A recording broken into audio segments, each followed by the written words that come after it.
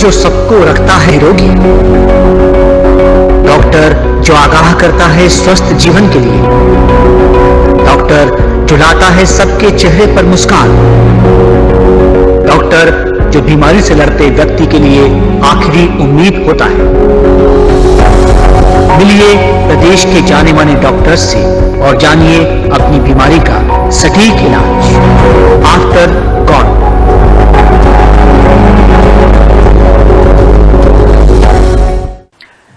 जीवन में बहुत सारी चीजें जरूरी हैं, लेकिन सबसे ज्यादा जरूरी है मुस्कुराना।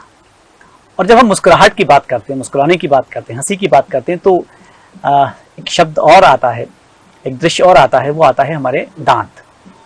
इस वक्त हमारे साथ में डॉक्टर प्रियंक बाठिया मौजूद हैं, जो डेंटिस्ट हैं और देश भर में, दुनिया भर में अपनी सेवाएं दे रहे हैं। सर, आपका बहुत स्वागत है। नमस्कार पंकज जी, बहुत बहुत धन्यवाद बुलाने के लिए।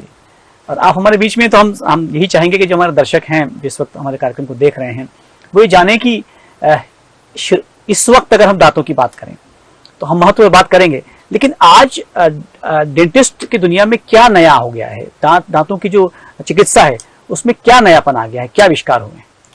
जी, जैसे कि आज हम देख रहे हैं, पिछले 2 सालों में तो कोविड ही सबसे ज्यादा छाया हुआ है पूरी दुनिया में।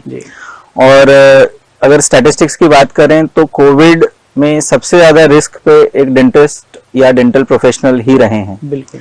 और उसकी वजह से लोगों में भय भी रहा कि हम किस तरह से ट्रीटमेंट कराएं, और सचमुच एक्चुअली 2 साल में काफी लोग ट्रीटमेंट नहीं भी करा पाए। लेकिन इसके पॉजिटिव्स अगर हम देखते हैं तो हमें समझ में आता है कि आज हम किसी भी संक्रमण वाली बीमारी जो कि मुंह के थ्रू फैलती है, हमें उसके पीछे क्या प्रिकॉशंस लेने हैं। और इस तरह की यूनिवर्सल प्रिकॉशंस हमें हर चीज के लिए लेनी चाहिए थी, जो कि अभी तक हम नहीं लेते थे शायद, या उतनी सीरियसली नहीं लेते थे, लेकिन आज कोविड की वजह से वो ले रहे हैं। तो एक तो ये इम्पोर्टेंस सभी को ये समझ में आई है, डेंटिस्ट्री क्यों इम्पोर्टेंट है। बाकी दूसरा जो महत्व है ऑब्वियसली कि आज की डेट में, आज की दुनिया जिस तरह की है, इसमें आत्मविश्वास यानी कि कॉन्फिडेंस की सबसे ज्यादा जरूरत है। और अगर हमारे दांत, मसूड़े और मुंह अगर स्वच्छ नहीं रहता, अच्छा नहीं दिखता, तो वो एक कॉन्फिडेंस, बिल्कुल सर। तो कॉन्फिडेंस हमें अगर चाहिए आज की डेट में, हर बिजनेस, हर प्रोफेशन में कॉन्फिडेंस की तो जरूरत है। तीसरी चीज जो कि आजकल सबको उतना ज्ञान नहीं है, इवन मेरे कई सारे मेडिकल डॉक्टर्स भी शायद इससे अनभिज्ञ हैं, लेकिन मुंह की बीमारियों का सिस्टमिक बीमारियों पे बहुत बड़ा रोल रहता है। यानी कि हमने स्टडीज देखी हैं कि मसूड़े के संक्रमण से लोगों को हार्ट अटैक्स की, स्ट्रोक की संभावनाएं बढ़ जाती हैं। अच्छा। जो प्रेग्नेंट लेडीज हैं उनका प्री मैच्योर डिलीवरीज होने के चांस हो जाते हैं। अच्छा। तो ओरल हाइजीन और खासतौर से मसूड़ों का हाइजीन बहुत जरूरी है, प्रेगनेंसी में जरूरी है। तो धीरे धीरे ये चीजें अब निकल के बाहर आ रही हैं कि हमें क्यों अपना मुंह का स्वास्थ्य बनाना है, क्योंकि ओरो सिस्टमिक जो रिलेशन है वो अब प्रमाणित हो चुका है। और इससे पहले मुझे लगता है कि किसी ने सोचा होगा कि दिल की, दांतों की जो समस्या है उसका संबंध दिल की समस्या से हो सकता है। बिल्कुल, और डायरेक्ट पॉजिटिव फैक्टर हो सकता है, सिर्फ एसोसिएशन ही नहीं।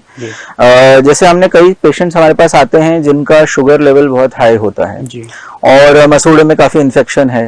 अब हमने उसका ट्रीटमेंट किया अलग अलग साधन से, तरीके से, और जब हमने ट्रीटमेंट किया तो हमने देखा कि उनका शुगर लेवल कम हो गया। अच्छा। जो मेडिसिन वो ले रहे थे, मान लीजिए एक सर्टेन डोज ले रहे थे, वो डोज आधी तक हो गई। सो साफ समझ में आता है कि मसूड़ों के संक्रमण से शुगर लेवल बढ़ रहा है।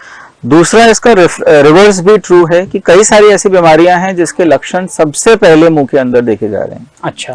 सो कई लोग पेशेंट आते हैं और हम जस्ट जब चेयर पे बिठा के उनको डायग्नोज करते हैं, हमारा कई बार पहला सवाल होता है कि क्या आपको डायबिटीज है? बोले नहीं, हमने कभी टेस्ट नहीं कराया। तो हमने कहा चलिए रैंडम टेस्ट करा लीजिए, और उनकी डायबिटीज पॉजिटिव आई। सो इसलिए क्योंकि डायबिटीज के जो लक्षण है वो मुंह के अंदर भी दिख रहे हैं। अच्छा। जैसे कि डायबिटीज हम कहते हैं 5-6 कॉम्प्लिकेशंस होती हैं, आंख में कॉम्प्लिकेशन होती है, किडनी में होती है, स्किन में होती है, लेकिन ये सब कॉम्प्लिकेशंस देर से दिखती हैं। लेकिन मुंह के अंदर जो उसकी कॉम्प्लिकेशन है, हड्डी का गल जाना, दांत हिलना, ये तुरंत दिखने लगता है। सो डायग्नोसिस के हिसाब से भी हम जल्दी पकड़ सकते हैं कोई बीमारी। क्या बात। तो कई बार पेशेंट कहते हैं आप क्या जादू टोना कर रहे हैं, लेकिन ये फैक्ट है कि वो डायबिटीज के लक्षण मुंह में दिखते हैं। हम थोड़ा सा पीछे शुरुआत करते हैं, क्योंकि दांत तो जीवन की सबसे महत्वपूर्ण निधि है, और जब दांत दर्द होता है तो समझ में आता है कि दांत का मतलब क्या होता है। बचपन से कैसे हम केयर करें अपने बच्चों की, ताकि भविष्य में उनके दांत चमकते हुए रहें, मुस्कुराते हुए रहें? जी सर, इसके लिए बहुत जरूरी है कि माता पिता को एजुकेट करना बहुत जरूरी है, क्योंकि क्या होता है कि हम सब जानते हैं कि जिंदगी में 2 बार दांत आते हैं। एक बार दूध के दांत आते हैं जो कि बच्चे के 6 से 7 महीने की उम्र से आने शुरू हो जाते हैं जी। और दूसरी बार परमानेंट दांत आते हैं जो कि 6 साल के बाद आने शुरू हो जाते हैं। जी। 6 साल से 13 साल तक की एज में मिक्स डेंटेशन स्टेज होता है, जिसमें कि कुछ दूध के दांत होते हैं जी। और कुछ परमानेंट दांत होते हैं। तो जनरली ये भ्रांति होती है कि दूध के दांत हैं, उनकी केयर करने की क्या जरूरत, ये तो टेम्पररी हैं, फिर ये चले जाएंगे। जी। ये सबसे बड़ी और खतरनाक सोच है जिसको बदलना बहुत जरूरी है, और इसको बदल हम तभी सकते हैं जब हम पेरेंट्स को सही तरह से काउंसिल करें। जी। बच्चा वही देखता है जो पेरेंट्स को वो करते हुए देखता है। तो अब कई बार लोग आते हैं, बच्चे हमारा बच्चा ब्रश नहीं करता, तो मैं पूछता हूँ आप लोग करते हैं क्या? अगर आप लोग बचपन से बच्चा देख रहा है कि आप रात को अपने ब्रश कर रहे हैं, तो बच्चा भी करेगा। दिन में 2 बार ब्रश करना है, सुबह और रात को सोने से पहले। दूसरी चीज है कि जब हमारे जो बच्चों वाले दांत हैं, दूध के दांत हैं, वो बन रहे हैं, ऊपर आ रहे हैं, तब तक पक्के दांत अंदर बनने शुरू हो जाते हैं। तो अगर ऊपर के दांतों में कोई इन्फेक्शन होगा तो वो अंदर के दांतों को भी खराब करेगा। जी। कई बार पेरेंट्स आते हैं कि दूध के दांत का ट्रीटमेंट क्यों कराएं, अरे बच्चा तो रोएगा, या कई लोग ये भी सोचते हैं कि ये तो गिरना ही है, इस पे इतना खर्च क्यों करें। लेकिन ये बहुत जरूरी है कि वो दूध के दांत बचाए जाएं। और दूसरी चीज की पॉजिटिव फीलिंग डेंटिस्ट्री के प्रति और डेंटिस्ट के प्रति बच्चे में डाली जाए। जी। मतलब हम कभी भी ये चीज एनकरेज नहीं करते कि भाई देखो डॉक्टर साहब हैं, अगर तुम बिहेव नहीं करोगे तो वो सुई लगा देंगे। ये सबसे बड़ा नेगेटिव चीज हम अपने बच्चे में फीड कर रहे हैं। जब भी जो छोटा बच्चा हमारे क्लिनिक पे आता है, हम तो स्पेशलाइज्ड ट्रीटमेंट करते हैं, तो बच्चों के डॉक्टर ही उनका ट्रीटमेंट करते हैं। पहले दिन कोई ट्रीटमेंट करते ही नहीं है। पहले दिन केवल एक रिलेशन बनाना और कम्युनिकेशन होता है। उसको डेंटल अपनी पूरी चेयर दिखाते हैं, क्लिनिक में जो उनका जोन है वो दिखाते हैं। बच्चे को कंफर्टेबल फीलिंग होना चाहिए कि यहाँ पे जो डॉक्टर हैं वो आपकी मदद के लिए हैं। दूसरे विजिट से हम जो कम दर्द वाले ट्रीटमेंट हैं वो शुरू करते हैं, और दर्द वाली चीज आखिर में। बट हाँ, नो पेन नो गेन, कई चीजें हैं जिसमें दर्द होता है, बिल्कुल। हालांकि आजकल इतने अच्छे साधन आ गए हैं कि हमें दर्द मिनिमम से मिनिमम दर्द में भी हम ट्रीट कर सकते हैं। और फिर भी अगर कोई सेंसिटिव बच्चा है तो हम सेडेशन में उसका ट्रीटमेंट कर सकते हैं। दवाइयां हैं, हम उसको सेडेट करके कंफर्टेबली ट्रीट कर सकते हैं। आपने कहा कि सुबह शाम ब्रश करना है, इसके अलावा क्या फूड हैबिट भी एक बड़ा पार्ट है दांतों को व्यवस्थित रखने में? बिल्कुल सर, आजकल जैसे फूड हैबिट्स, फास्ट फूड का जमाना है, क्योंकि जिंदगी बहुत तेज है। फास्ट फूड्स में बर्गर, पिज्जा तो सबसे ज्यादा, और बाकी नूडल्स, ये सारे पदार्थ चिपकने वाले पदार्थ होते हैं। और ऐसे पदार्थ जब चिपक के मुंह के अंदर जो कीटाणु हैं वो उसको सड़ाते हैं, तो दांत पे और मसूड़ों की बीमारियां बढ़ती हैं। जो हमारा ट्रेडिशनल फूड, हिंदुस्तानी फूड रहा है, वो इस तरह का फूड और वेल बैलेंस फूड रहता था कि वो आराम से क्लियर हो जाता था। मतलब हमने कुल्ला किया और सब साफ। मुझे याद है कि मतलब जैसे मेरे परदादा साहब थे, वो तो दातून करते थे और बाकी खाने के बाद कुल्ला करते थे, और उनके मतलब 90 प्लस की एज तक भी दांत थे मुंह में। आजकल यही सब हो रहा है। चॉकलेट्स बहुत ज्यादा बढ़ गई हैं, कल्चर ऑफ चॉकलेट्स, और उसमें भी जो स्टिकी चॉकलेट्स हैं, कैडबरी, अब नाम तो नहीं लेना चाहिए, लेकिन जो चिपकने वाली जो चॉकलेट टॉफीज हैं, ये बहुत डैमेज करती हैं। जनरल हेल्थ को भी खराब कर रही हैं और डेंटल हेल्थ को तो बहुत ज्यादा खराब कर रही हैं। और कहीं ना कहीं पेरेंट्स का या जो पेशेंस लेवल है वो कम है। बच्चा रो रहा है, चलो ये दे दो, मतलब वो एक रिश्वतखोरी बचपन से ही स्टार्ट हो जाती है। तो डाइट का तो बहुत बड़ा रोल है। ये आपने कहा कि ये नहीं खाया जाए, लेकिन क्या कोई ऐसी चीज भी है कि जो खाया जाए तो शायद दांत अच्छे रहें? देखिए सर, भगवान ने ना हर चीज बहुत अच्छी बनाई है दुनिया में, and if you don't use it you lose it, ये भगवान ने पहले से ही बोला हुआ है। तो हम ऐसी चीजें खाएं जो कि फाइबरस हों, जो कि दांतों और मसूड़ों की मालिश करें और उन पे थोड़ा सा लोड डालें। अच्छा, आजकल क्या हो रहा है, हम सब कुछ प्रोसेस्ड खा रहे हैं जो कि फटाफट कम चबा के निगलने में हो जाए। अब दांतों का मेन काम ही चबाना है। अगर हम उसको वो काम नहीं देंगे तो दांत अपने आप कमजोर होगा। तो हम रफ फूड्स, हार्ड फूड्स ये सब खाएं, जी। जिससे कि दांतों की हेल्थ बनी रहे, मसूड़ों की हेल्थ बनी रहे, उसके नीचे जो हड्डी है उसकी हेल्थ बनी रहे। क्योंकि अगर हम उसको मेहनत नहीं कराएंगे जी। तो वो अपने आप भगवान वापस ले लेता है वो एक चीज। समय था जब गन्ने खाया करते थे लोग, बिल्कुल। अब गन्ने खाने से डर लगता है कि दांत नहीं टूट जाए। गन्ने खाते थे और मतलब जैसे अखरोट तोड़ने वाली तोड़ते बात, थे। हालांकि मैं रिकमेंड नहीं करूंगा, जी, लेकिन जी। लोग तोड़ लेते थे, तो वो इसीलिए क्योंकि वो मजबूत रहते थे। जी जी। तो कहीं ना कहीं हमें बैक टू आवर रूट्स जिसको कहना चाहिए, जो हमारी जीवन शैली रही है भारत की और इतनी शानदार संस्कृति रही है, उस पर लौटना चाहिए।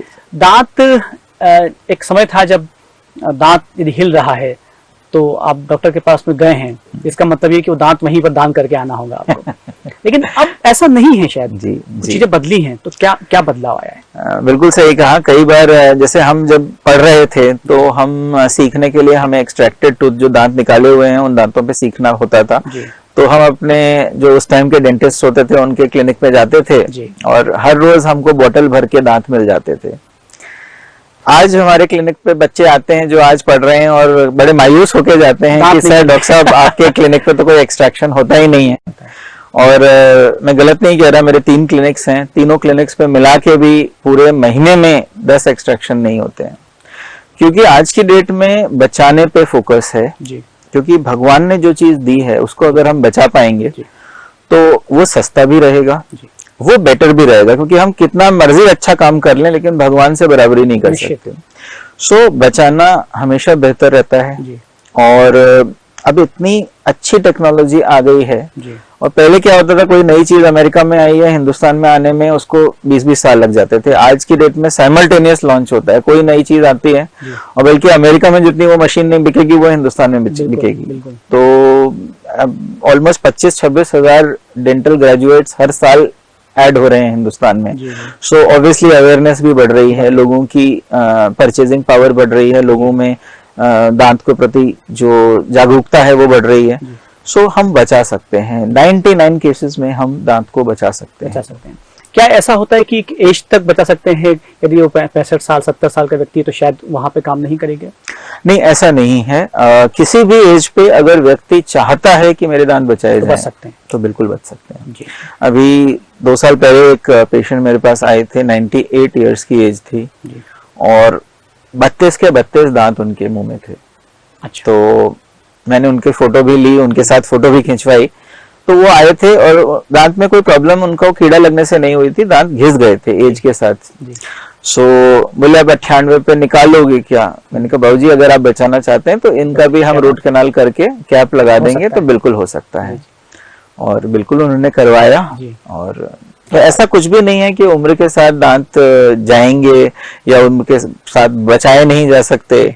बल्कि आजकल तो जो आधे तिरछे दांतों का ट्रीटमेंट होता है, ब्रेसेस होता है, जो कि बोला जाता था कि बच्चों का ही इलाज होता है, ऐसा भी नहीं। आज की डेट में 60-60 साल के लोग भी ब्रेसेस लगवा रहे हैं। अच्छा अच्छा। तो ऐसा नहीं है कुछ, जिंदगी age is just a number. क्या बात। चमक कैसे बरकरार रखी जाए? तो आपने कहा कि ठीक है दांत बनाए रखें, लेकिन चमक कैसे चमकते हुए रहें? क्या टूथपेस्ट का इसमें कोई बड़ा रोल है या कोई और सप्लीमेंट दिया जाए कि दांत चमकते हुए रहें? देखिए चमक के बारे में तो आप भी बहुत अच्छा बोल सकते हैं क्योंकि आपके दांत भी बहुत चमक रहे हैं। देखिए सबसे पहले हमें समझना होगा कि दांतों की जो चमक है वो क्यों होती है। लस्टर जो होता है वो दांतों की जो ऊपरी परत है, इनकी इनेमल है, उसकी वजह से होती है। इनेमल बहुत हार्ड होता है और बहुत ही वाइट होता है। अच्छा। अब अगर एज के साथ थोड़ा इनेमल घिसता है, हम ब्रश करते हैं, हम खाना खाते हैं, हर चीज के साथ धीरे धीरे घिसता है, तो एक सर्टेन एज के बाद इनेमल कम हो जाता है और नीचे जो पीले रंग का डेंटिन है वो दिखने लगता है। वहां तक नेचुरल है, कोई प्रॉब्लम नहीं है। ठीक। उसको भी हम वाइट कर सकते हैं, ब्लीचिंग कर सकते हैं, जैसे हम बाल की ब्लीच करते हैं, स्किन की करते हैं, वैसे डेंटल की भी ब्लीचिंग कर सकते हैं।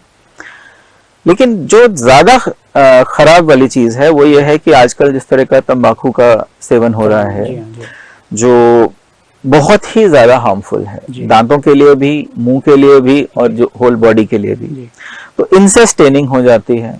उसके अलावा बहुत तरह के कोल्ड ड्रिंक्स वगैरह लोग पीते हैं जिससे कि ऊपर का एनामल गल जाता है। अगेन उससे भी नीचे वाला डेंटिन दिखने लगता है। तो अवॉइड करना चाहिए ये सब चीजें। बहुत ज्यादा अम्लीय यानी कि एसिडिक पदार्थ लेंगे और उसके बाद तुरंत ब्रश कर लेंगे तो और डैमेज होगा। ये सब चीजें अवॉइड करनी चाहिए, लेकिन कुछ चीजें हैं जो कि अवॉइड नहीं की जा सकती, जैसे कई बार प्रेगनेंसी में कुछ तरह की दवाइयां लेनी पड़ती हैं या बचपन में लेनी पड़ती हैं, जिसका एक साइड इफेक्ट होता है स्टेनिंग का। या कई एरियाज में हमारे देश में ग्राउंड वाटर पिया जाता है और उस जगह अगर फ्लोराइड की मात्रा बहुत ज्यादा हो, तो जैसे आंध्र प्रदेश में है, कुछ राजस्थान के एरियाज हैं, पूरे गांव में वो एक फ्लोरोसिस की बीमारी बोलते हैं, तो वो पूरे दांत ब्राउन हो जाते हैं।